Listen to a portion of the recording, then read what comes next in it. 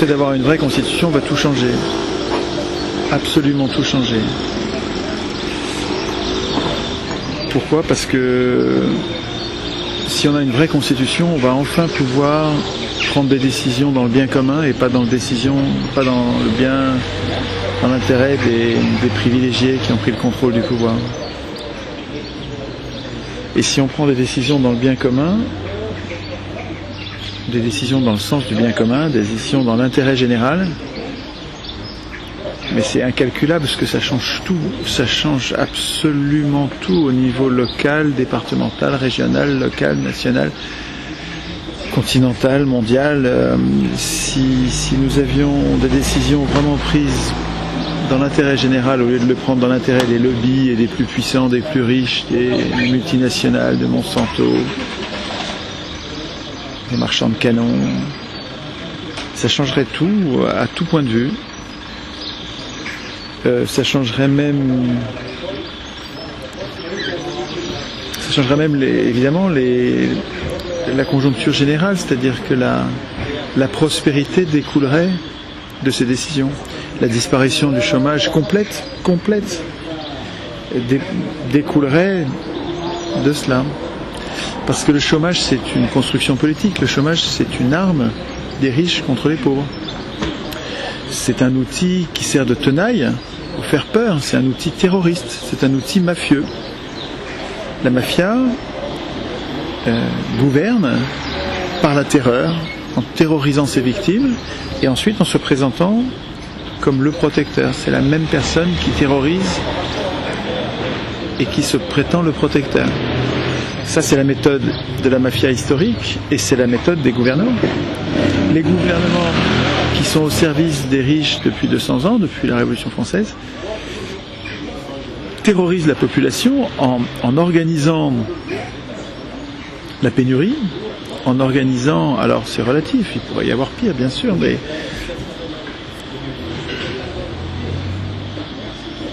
il est très important que les peuples aient besoin de travailler. Ça s'organise et ça n'a rien à voir avec le bien commun.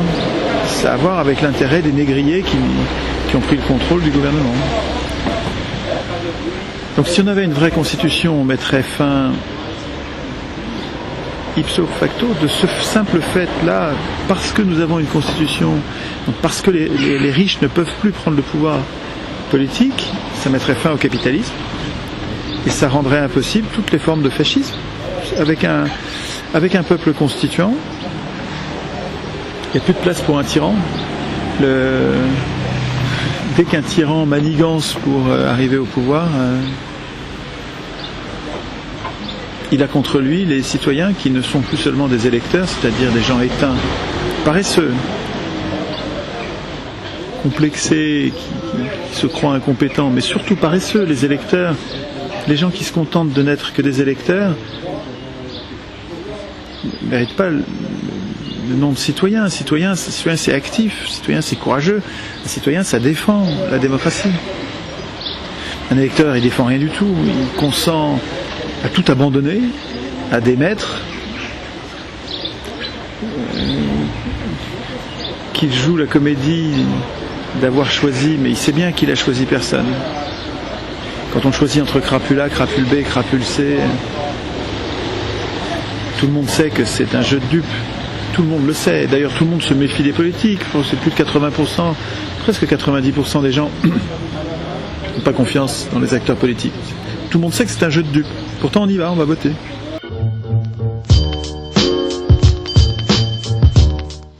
Ceux qui votent valident le système, et je fais partie de cela, parce que j'essaye de choisir un moindre mal, d'aider ceux que je peux aider. Quand je vote Mélenchon ou Asselineau, j'essaye de les aider, parce que c'est quand même moindre mal. Mais c'est vrai qu'en même temps, je valide le système. Je valide le système, et après, je ne peux pas me plaindre que le système m'opprime. Donc la position abstentionniste, elle est très défendable. À mon avis, elle ne change pas plus. Mais elle a une cohérence qui ne mérite pas d'être condamnée. De toute façon, on est tous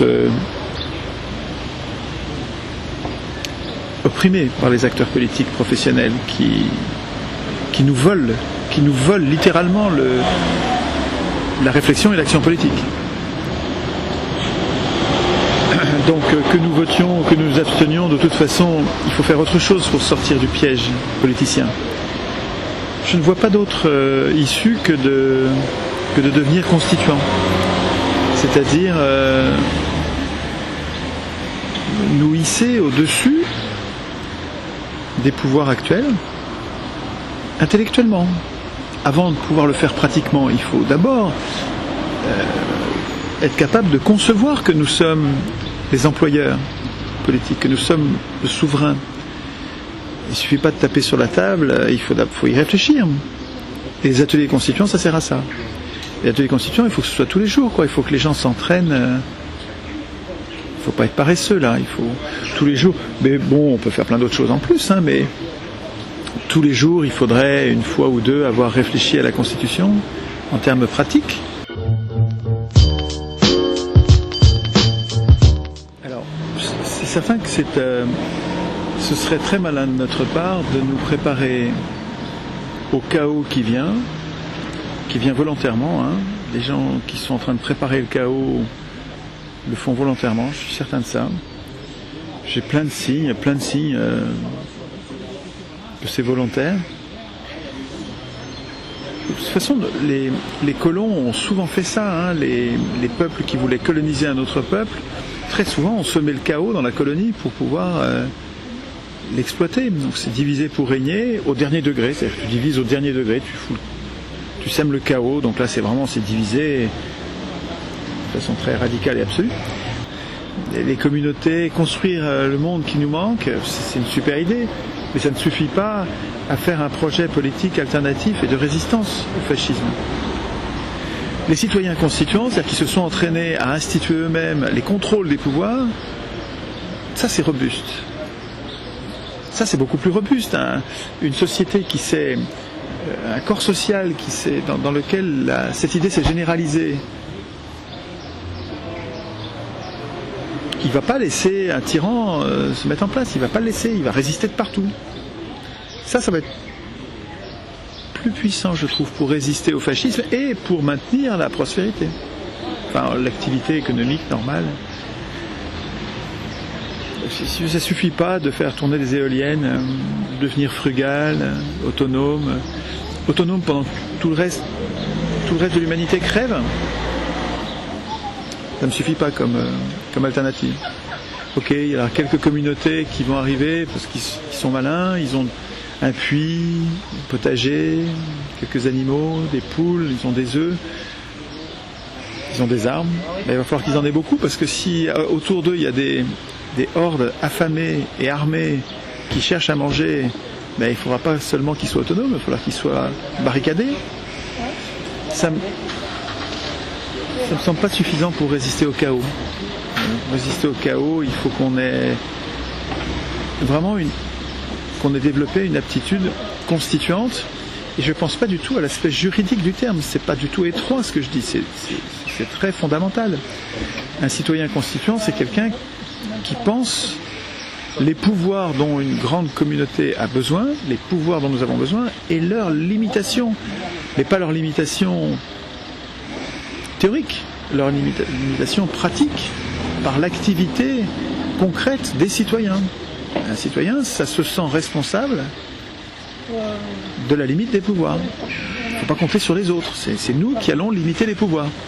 Les interpellations des écolos, elles sont toutes gentilles, mais insuffisantes. Quand on dit il faut commencer par être le monde que nous désirons, oui, super, évidemment. Mais ça ne suffit pas à résister à Hitler, voilà. Ou à Macron, enfin...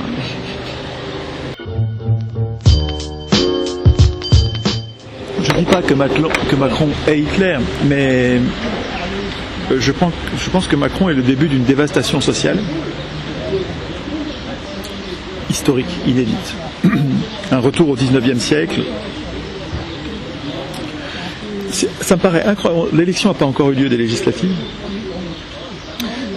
Mais je vois bien que dans les sondages sont tous appropriés, c'est tous des propriétés privées. Hein. Parisot, la patronne du MEDEF, est en même temps propriétaire d'un des instituts de sondage. Donc, les instituts de sondage, c'est un des outils majeur de la fabrique du consentement, de la fabrique de l'opinion. Donc il faut vraiment... Il ne faut pas les croire, quoi. C'est des machines qui sont faites pour nous tromper. Mais je prends l'information comme si elle était vraie, donc avec toutes les pincettes nécessaires, mais les sondages nous disent que les Français sont prêts à donner une majorité à Macron à l'Assemblée nationale. Imaginons que ce soit vrai, c'est extravagant. 90% des gens sont des salariés. Tous ceux qui travaillent sont des salariés. 90%, c'est presque tout le monde. Salarié, quand tu n'as plus le droit du travail, alors pour l'instant nous sommes protégés par un droit du travail. Droit du travail, ça veut dire qu'il y a une loi au-dessus de la volonté du patron. Le patron ne fait pas ce qu'il veut.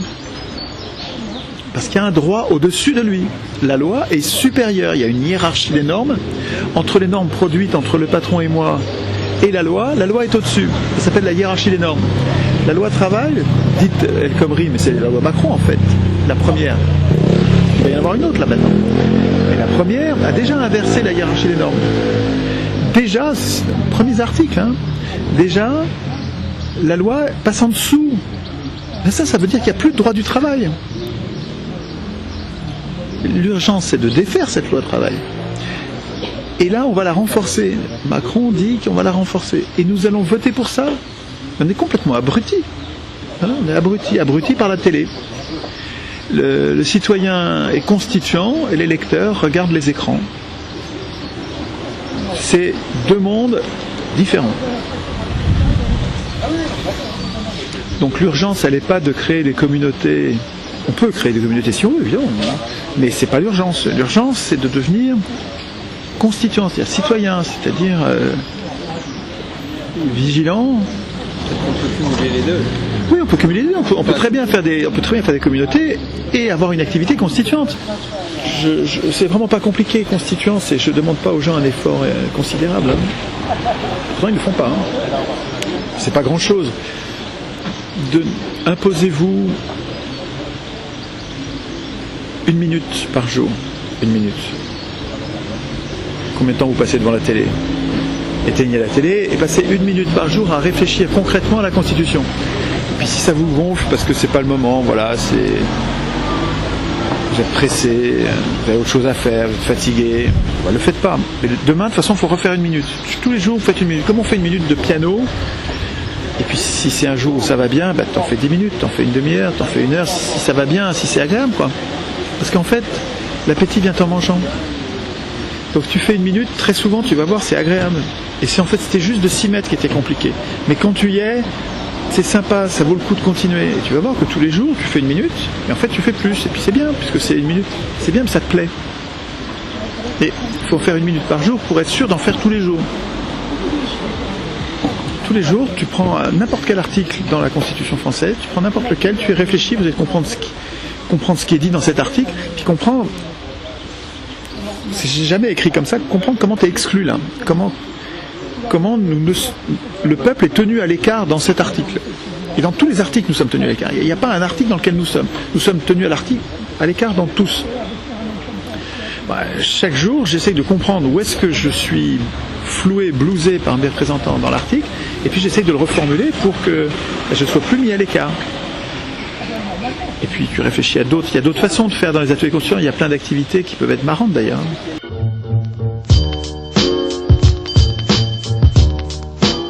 Si nos idées citoyennes, donc de non-professionnels de la politique, nos idées d'émancipation sont reprises par des politiciens, il faut allumer tous vos warnings. Méfiance absolue. Les politiciens vont dévoyer nos idées. Ils vont les vider de leur sens. Ils vont décider que l'Assemblée constituante, elle ne doit pas être tirée complètement au sort, elle doit être tirée un peu au sort. Ouais, mais ça c'est juste rien du tout. C'est-à-dire que tu gardes dans l'Assemblée constituante les conflits d'intérêts qui sont la cause de l'impuissance politique populaire. Donc, c'est normal que les politiciens dévoient les idées qui permettraient de les limiter, de les tenir à l'écart. C'est juste pas à eux de s'occuper de ça, quoi. Il faut pas les laisser, faut pas attendre d'eux. La solution ne viendra pas des politiciens. C'est évident, quoi. comment disait Rousseau, il disait c'est une forme de folie que de croire que celui qui est en situation de dominer va suivre un intérêt autre que le sien. Les maîtres vont suivre leur intérêt, quoi. Voilà. Si tu acceptes qu'il y ait des maîtres, ne t'attends pas à ce qu'ils suivent un autre intérêt que le leur, ils ne serviront pas l'intérêt général. C'est juste parce qu'on n'a pas de constitution, juste parce que les riches ont pris le contrôle du pouvoir politique, et ça donne une plutocratie dans laquelle sont les riches qui dirigent. Alors pour les riches, c'est formidable. À eux, les décisions sont prises dans l'intérêt des riches. Donc pour eux, c'est super. Mais pour les autres, bon, en tout cas. Donc on perd tout le temps, oui. Et le fait que l'idée grandisse ne suffit pas à nous faire gagner. On perd encore. Hein. Là, on va perdre la sécurité sociale. Avec Macron, on va perdre la sécurité sociale. On va perdre le droit du travail. On va perdre le statut de la fonction publique. On va probablement perdre la plupart des services publics qui vont être privatisés. C'est absolument catastrophique. Bon, alors, on est un pays riche, donc il y a de l'inertie, hein, il faut du temps pour devenir ruiné, asservi, malheureux. Mais bon, si les gens ont besoin d'attendre d'être au fond du trou pour réagir, ben on verra. De toute façon, on le mérite, hein, on a voté Macron, voilà, on l'aura. Hein. Enfin, on est dingue d'accepter que les journaux appartiennent à 9 milliardaires. Alors les milliardaires aiment Macron, puisque Macron va faire la politique des milliardaires. Donc les milliardaires, dans leurs journaux, ils parlent que de Macron. Donc tu as des milliers, des dizaines de milliers d'articles en 2016 à la gloire de Macron, qui fabrique un bonhomme qui n'existait pas, qui le fabrique. Et ça n'a rien à voir avec l'intérêt général, ça a à voir avec l'intérêt des milliardaires qui ont acheté les journaux. Alors, nous on accepte ça, mais parce qu'on est complètement légumineux, quoi. Hein. Là, moi, je suis incompétent. J'espère que les jeunes hackers, les jeunes programmeurs, les jeunes qui tiennent à l'Internet vont être capables de nous produire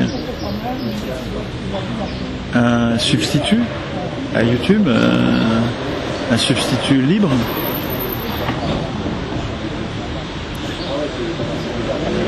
Je pense que les jeunes gens sont capables de produire ça. Hein. De toute façon, les riches ne se laisseront pas faire. Hein. S'ils voient qu'on se sert d'Internet pour leur résister, sans chance de succès, ils nous laissent faire. Et si on a une chance de succès, ils vont morpionner l'Internet, évidemment. Enfin, et les riches s'occupent tellement mieux de la préservation de leurs intérêts que nous. Tu peux leur faire confiance pour ne pas nous laisser résister victorieusement. Ils vont nous mettre tous les bâtons dans les roues, donc oui, ils vont saloper Internet, ils vont le polluer avec des couillonnades par millions, ce qui fait qu'on ne pourra plus savoir où est le vrai, où est le faux.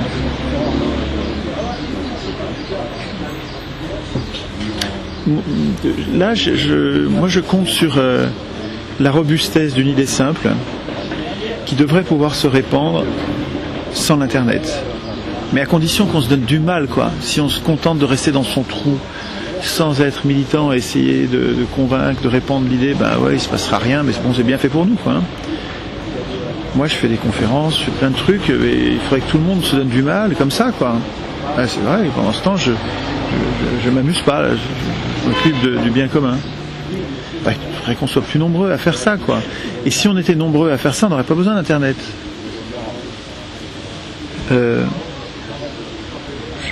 Si l'idée est simple, elle se propage sans qu'on ait besoin d'un média aussi puissant qu'Internet. C'est pas aux hommes au pouvoir d'écrire les règles du pouvoir. C'est pas aux parlementaires d'écrire la Constitution. Si on veut une Constitution, il faut qu'on l'écrive nous. Ça changera tout. C'est simple comme idée. Donc il faut qu'on s'entraîne. Voilà, entraînons-nous. Si on s'entraîne, on se prépare. Le jour où ça va péter, nous serons prêts.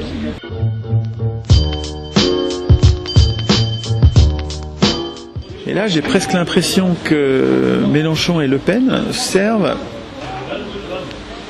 à cristalliser deux parties du peuple désirant s'émanciper, et en les séparant, on est sûr qu'on va perdre.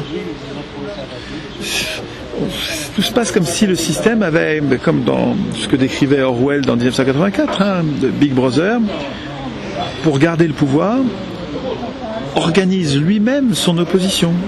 il organise lui-même ce qu'il appelle une opposition contrôlée. C'est-à-dire une opposition dont il n'a rien à craindre. Comment est-ce qu'il n'en a rien à craindre? Elles sont deux. Tu as deux ennemis, deux puissants ennemis du système, et comme ils sont deux, ils ne gagneront jamais une élection. Non, mais ils devraient faire cause commune contre l'oppression. Mais j'ai l'impression que comme dans 1984, donc c'est Big Brother qui a le pouvoir, qui organise la guerre permanente. La guerre est permanente et donc le peuple est constamment mobilisé dans cette guerre pour faire corps derrière Big Brother. Il ne faut pas qu'il y ait d'opposition, donc quand il y a des opposants, on les met en prison et on les torture dans les caves du ministère de l'amour. Donc on met tout à l'envers, tous les mots sont à l'envers. Mais le monstre entre guillemets fabriqué par Big Brother pour canaliser le ressentiment éventuel des gens, lors des 2 minutes de la haine tous les jours, ce monstre s'appelle, dans 1984, s'appelle Goldstein. Goldstein passe sur les télécrans, donc sur toutes les télés partout du pays. Goldstein passe tous les jours pendant les 2 minutes de la haine, et là pendant 2 minutes, tout le monde s'arrête de faire ce qu'il fait. On arrête de travailler, on arrête de jouer, tout le monde se tourne vers les télécrans et éructe, rougit, transpire de haine contre Goldstein, qu'on voit parler, et on le voit parler, et on le hait tous ensemble. Et dans 1984, ce que dit Goldstein, c'est « Méfiez-vous de Big Brother vous ment, Big Brother vous vole, Big Brother truc. » Goldstein dit la vérité. Mais cette vérité, nous sommes conduits par mimétisme grégaire, parce qu'on est moutonniers, on fait ensemble, et il faut le faire, parce que ceux qui participent à ces 2 minutes de la haine sont désignés comme des terroristes, des gens qui vont pas respecter la consigne et ils vont être jetés en prison. Donc pour pas être jetés en prison, nous participons aux 2 minutes de la haine et nous haïssons Goldstein qui pourtant dit la vérité, qui pourtant dit nous sommes tous frères, on ne devrait pas se surveiller comme ça, Big Brother nous conduit à nous surveiller les uns les autres, conduit les enfants à surveiller leurs parents et à dénoncer leurs parents, c'est scandaleux. Goldstein dénonce des scandales et Big Brother se sert de ce dénonciateur de scandale comme l'incarnation de ce qu'il faut haïr. Et nous sommes conduits tous les jours à haïr par une presse, enfin des télécrans, c'est-à-dire un spectacle permanent qui nous invite, mais plus qui nous invite, qui nous enjoint, qui nous ordonne de haïr. Et dans le mouvement général de haine, nous haïssons. Et pendant qu'on hait Goldstein, on ne hait plus Big Brother.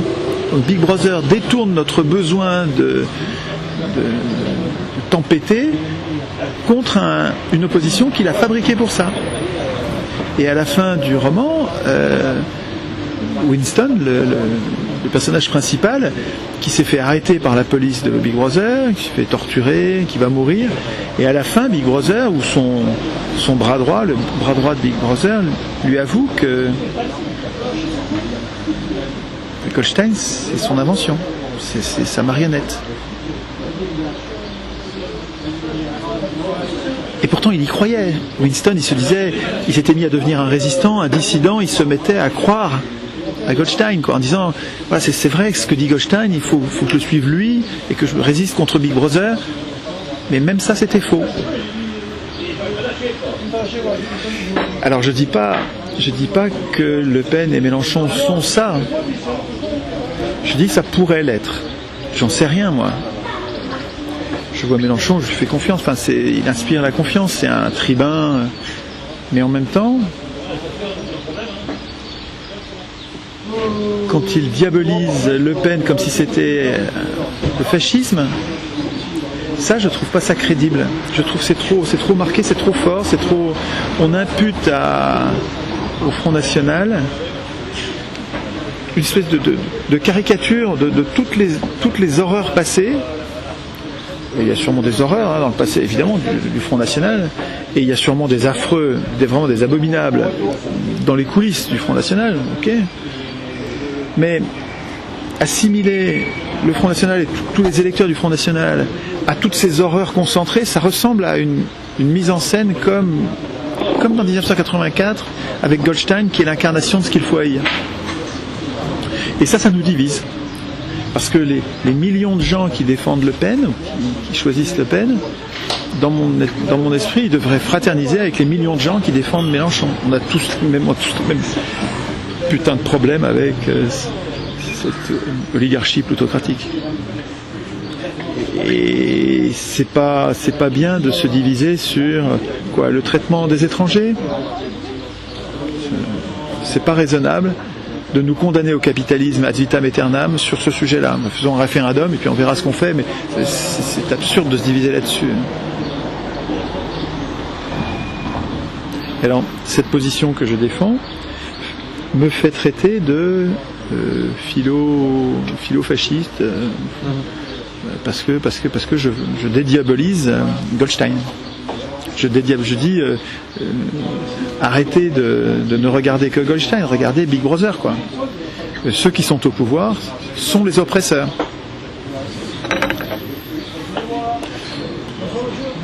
Il y a des chiens de garde dont le boulot est de venir dire que c'est moi le fasciste. Et il y a des abrutis pour les croire. Quand ils sont en meute, les humains ne réfléchissent pas. Il y a une belle pensée d'Alain, le philosophe, Émile Chartier. C'est assez fort. C'est discutable parce qu'on pourrait défendre un point de vue inverse quand même, qui dit une assemblée ne pense pas. Une assemblée ne pense pas. Ce sont les humains qui pensent. C'est pas une assemblée. Et souvent dans une assemblée, on est entraîné par un mouvement de foule, un mouvement d'assemblée qui, comme si le mouvement de la foule nous déresponsabilisait, nous donnait l'autorisation de faire quelque chose que normalement on n'aurait pas fait.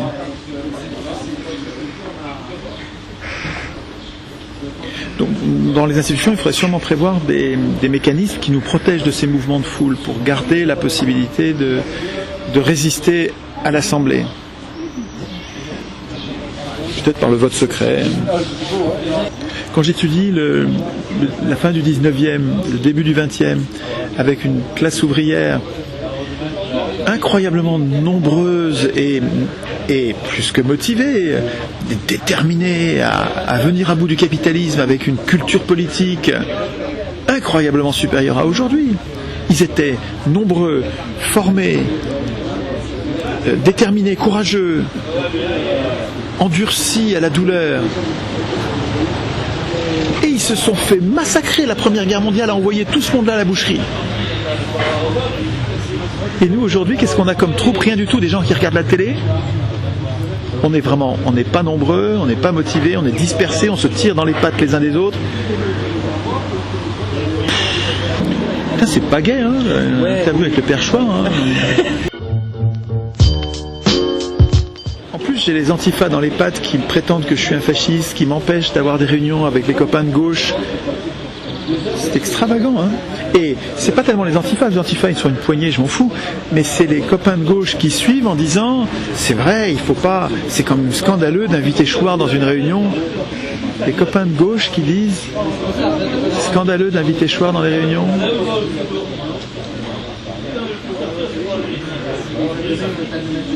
On n'y arrivera jamais, quoi. Bon, sélection naturelle, Morocco. Voilà. Perdra, les riches vont gagner, ils sont plus malins, ils sont plus forts, ils sont plus méchants, ils s'occupent mieux de leurs intérêts, ils vont gagner parce qu'ils sont plus malins. Voilà.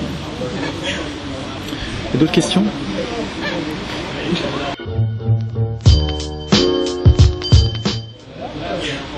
Tous les mois, dans mon village, je participe à un atelier constituant chez une copine et on se régale.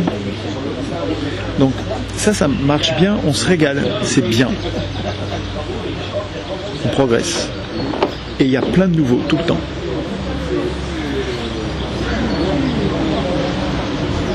C'est juste pas assez nombreux, voilà. Il faudrait qu'il y en ait partout, tout le temps, il faudrait qu'il y en ait partout. Dans chaque maison, dans chaque pâté de maison.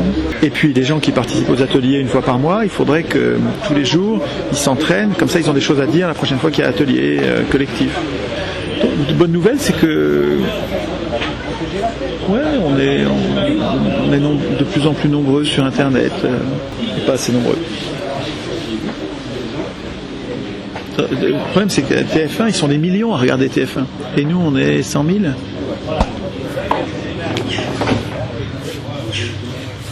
On a besoin de trouver et manifestement je ne suis pas capable de trouver, une façon de dire l'idée qui soit sexy pour des gens éteints, mais vraiment éteints quoi. Des gens qui pensent qu'à eux, pensent qu'au foot, pensent qu'à la télé, qu'à regarder les couillonnades à la télé. Il faut arriver à les réveiller eux, il faut leur trouver un truc qui soit super sexy. Je sais pas, un jeu peut-être, un jeu où on gagne de l'argent peut-être, je sais pas. Je sais pas, enfin, manifestement, je n'ai pas été capable d'inventer le Pokémon, le truc qui fait que les gens vont se mettre à constituer. C'est pas parce qu'on n'a pas trouvé qu'on trouvera pas. Hein. Le cerveau collectif va peut-être finir par trouver cette idée-là, mais ça nous manque. Quoi. Voilà, ça nous manque. Les gens, ils sont pas méchants, hein, les gens complexes, quoi. Ils croient pas qu'ils soient capables. Ils pensent que si on fait ça, ça changera rien. Donc à quoi bon? Et c'est vrai que tant qu'ils pensent ça, c'est logique de pas le faire. Si ça sert à rien, à quoi bon? C'est pas la peine de le faire. Il faut arriver à démontrer que, évidemment, ça va tout changer. Il faudrait que je vienne plus souvent dans les bars comme ça pour réfléchir à ça. Qu'est-ce qui les amènerait à changer de comportement? En les regardant vivre, en regardant pourquoi ils se donnent du mal, qu'est-ce qui les fait, et en adaptant l'idée des citoyens constituants à eux. Moi, quand j'en parle dans le train, j'ai souvent, quand je vais en conférence, j'ai souvent 4-5 heures de train, quelquefois 7. Et donc je parle aux gens, et je leur parle de Constitution. Je leur parle un peu de parapente, mais beaucoup plus de Constitution. Et ils comprennent très vite. Hein. Il faudrait qu'on fasse tout ça, quoi. Et vous ne regretterez pas. Enfin, vous allez voir, c'est vachement agréable. Les ateliers constituants, c'est une façon de faire de la politique en adulte qui est vachement agréable. Et ne focalisez pas sur le résultat, il n'a pas tant d'importance que ça. Il y a une bonne image, je trouve, qui est celle des lignes de A. Quand nous avons appris à lire, l'important c'était d'apprendre à lire, et quand on nous a appris à écrire surtout. Quand nous avons appris à lire et à écrire, nous avons lu des textes qui n'étaient pas très importants. Une fois qu'on avait appris à lire, on pouvait les jeter, ces textes, c'était pas très important. Et quand nous avons appris à écrire, on a fait des lignes de A. Le A, on l'a fait plein de fois jusqu'à l'écrire bien. Mais ensuite, les lignes de A, on les a jetées. Moi, j'ai fait des lignes de A, toi, tu as fait des lignes de A, lui, il a fait des lignes de A, elle a fait des lignes de A. Et on a jeté tous ces A. Parce que ce qui comptait, c'était pas les A, c'était nous qui sommes en train de devenir capables d'écrire des A. Ben, les ateliers constituants, c'est ça. Ce qui compte, c'est pas les articles qu'on écrit, c'est nous qui sommes en train de nous hisser au-dessus de l'électeur, au-dessus des élus, disant c'est moi l'employeur, c'est moi le souverain, et je veux des élus mais sous mon contrôle, ou je veux des tirés au sort sous mon contrôle, et cette activité qui consiste à s'entraîner, à se hisser politiquement au-dessus, à penser la politique en adulte, c'est elle qui nous transforme, c'est le fait de nous habituer à penser comme ça. Donc le fait qu'on écrive des A, c'est un détail, quoi. Enfin, le fait qu'on écrive des articles, c'est vachement agréable. L'enfant qui écrit ses A, il est content de les écrire bien. Donc ça fait partie du plaisir, hein, d'écrire des beaux articles, mais on les jettera, les articles. Enfin, on les gardera peut-être pour s'en souvenir, mais bon, c'est pas... Il me semble que c'est ça qui nous transforme. C'est de nous apercevoir que quand j'écris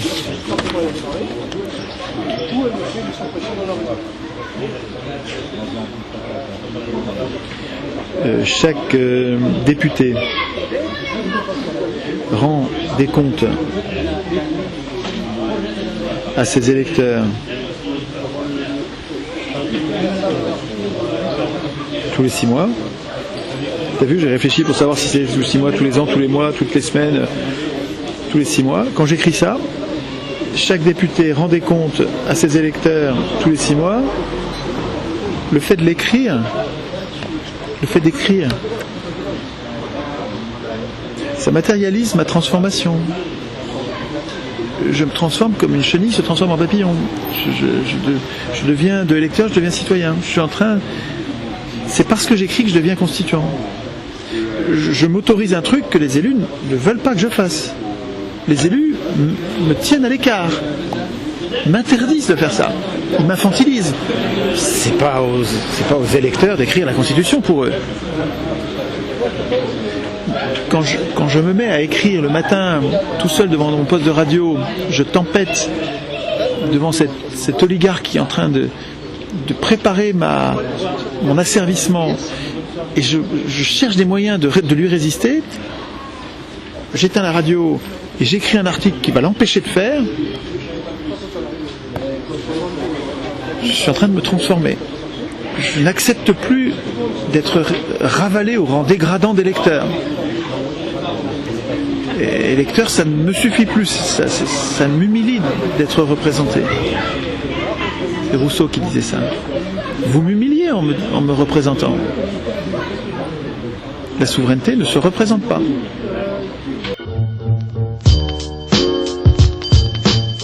Les retraités votent Macron, mais c'est incroyable.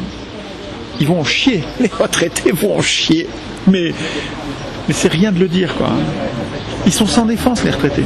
Ils sont sans défense. On peut leur marcher sur la tête. Ils ne peuvent rien faire. Tu regardes ce qui se passe en Grèce. 13 fois on leur a baissé leur retraite. Ils s'enfoncent dans la misère noire. Ils sont vieux, fatigués, ils peuvent pas résister. Et les jeunes gens sont pas capables d'imaginer que c'est bientôt leur tour. La grand-mère qui vote Macron, elle va payer cher son erreur. Et elle va faire partie de ceux qui paieront le plus cher. Les retraités, ils vont en chier. C'est la prochaine proie. Il y a beaucoup d'argent à gagner là. Tu divises les retraites par 2, tu divises les retraites par 3, tu divises les retraites par 4. Il y a des milliards. Il y a des gens qui ont des milliards à gagner là-dessus. Les retraités vont sombrer, souffrir à cause de Macron, qui va donner ses milliards à ses copains. Et au diable les retraités qu'ils crèvent. Voilà la mentalité libérale.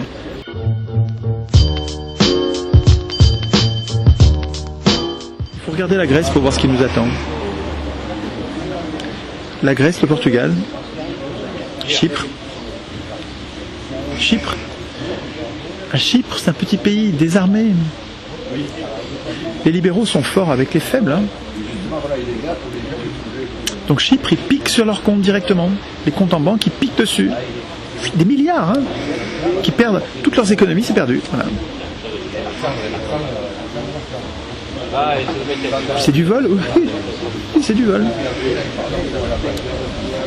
Dans l'impunité totale, les représentants le font parce qu'ils ne peuvent pas faire autrement. Les représentants le font scandaliser, mais ils ne peuvent pas faire autrement.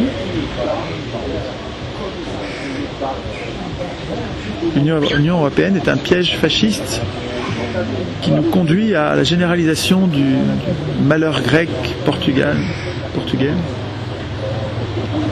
Et nous votons pour ça. Et il y a plein de gens à gauche qui disent non, mais moi je ne veux pas sortir de l'Union européenne, moi je veux une autre Europe. Vous faites chier, tant de conneries, vous faites chier, quoi. Votre connerie, pas voir que l'Europe est irréformable. Regardez les articles des traités, elle n'est pas réformable, l'Europe. Elle n'est pas faite pour réformer, elle est faite pour opprimer. Et en disant il faut y rester, vous nous enfermez. Et à un moment, ça suffit d'être aussi con, quoi. Les gens qui veulent rester dans l'Union européenne n'ont pas lu les traités, ils ne les ont pas lus, ils ne les connaissent pas. Il faut plusieurs fois l'unanimité des 28 pays pour changer une virgule. L'unanimité. Il suffit qu'il y ait un seul pays libéral, le Luxembourg, qui est un paradis fiscal qui ne vit que du fait qu'il est un paradis fiscal dans ce système. Le Luxembourg s'opposera à tout. l'Allemagne qui se comporte en prédateur, qui vole les pays du Sud en leur vendant ses machines-outils contre leurs dettes, et une fois qu'ils sont endettés, qui vend tous les biens publics de la Grèce pour rembourser cette dette qui a servi à payer les machines allemandes. Eux, ils veulent rien changer, les Allemands. Mais c'est un tissu de sottises. Ces gens-là nous enferment dans le piège fasciste de l'Union européenne. Un piège de domination, un piège anticommuniste, un piège antisocial, un piège qui nous empêche de fraterniser. Et tout ça pour fraterniser, mais faut-il être con? Enfin...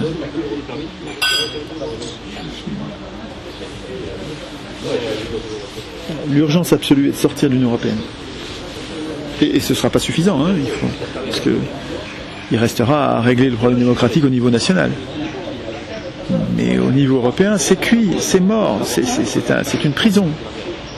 Demandez aux Grecs ce qu'ils en pensent. Là, les Grecs sont en train, après avoir tout vendu, tout perdu, ils ont perdu 25% de PIB. Même une guerre mondiale ne fait pas ça. Tu ne perds pas 25% de ton PIB. C'est pas vrai. C'est 25% du PIB. C'est une régression d'un siècle. Ils sont en train de penser là, sortir de l'Union européenne en disant ça suffit, on va pas crever quand même. Ouais, mais attends, vous auriez mieux fait de sortir avant. Et comme nous devrions sortir aujourd'hui. C'est une dinguerie de rester dans l'Union européenne. Ça ne sert que les milliardaires. Et les grands bourgeois.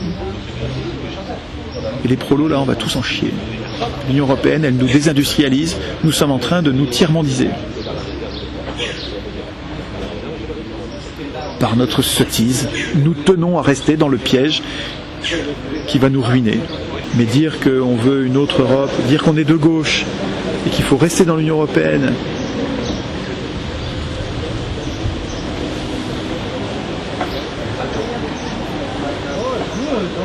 c'est de la conséquence. La sottise. L'ignorance. Et ça entraîne tout le monde. Hein. Ces gens de gauche se trompent et ils emmènent tout le monde dans la merde. Hein. Dans la merde.